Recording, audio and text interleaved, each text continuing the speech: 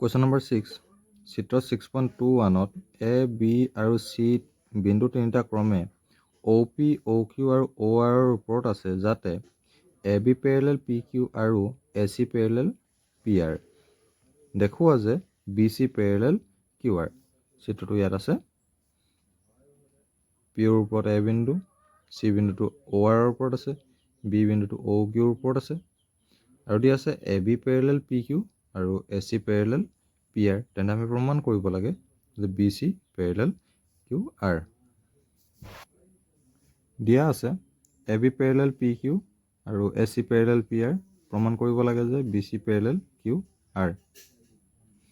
এটা আমি যদি চিত্ৰত চাওঁ POQ যিটো ত্ৰিভুজ আছে এই ত্ৰিভুজটোত AB আৰু PQ যিহেতু পেৰেলেল তেন্তে কি হ'ব PA by AO is equal QB by BO। নাইবা আমি এইটো লিখিব পাৰোঁ যে OA by AP is equal OB by PQ। OA by AP is equal OB by BQ। এক আমি ইকুৱেশ্যন নম্বৰ 1 দি দিছোঁ। ঠিক একেধৰণে আমি যদি POR ত্ৰিভুজটোত চাওঁ তেন্তে তাত আমি কি পাম AC আৰু PR পেৰেলেল।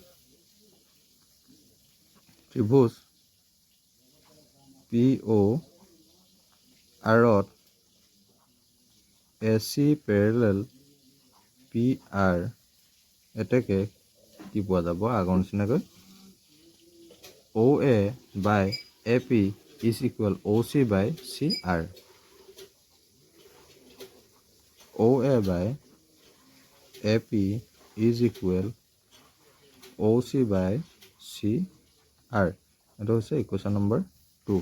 এতিয়া ইকুৱেশ্যন নম্বৰ 1 আৰু 2ৰ পৰা কি পাম OA বাই AP দুইটাতে আছে, গতিকে কি হ'ব OB by BQ equal OC by CR।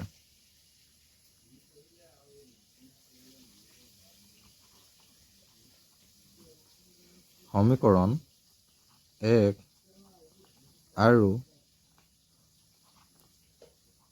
2ৰ পৰা কি পোৱা যাব OB by BQ is equal OC by CR।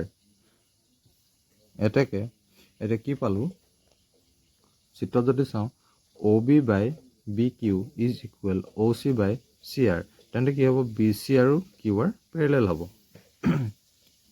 এতেকে BC পেৰেলেল QR।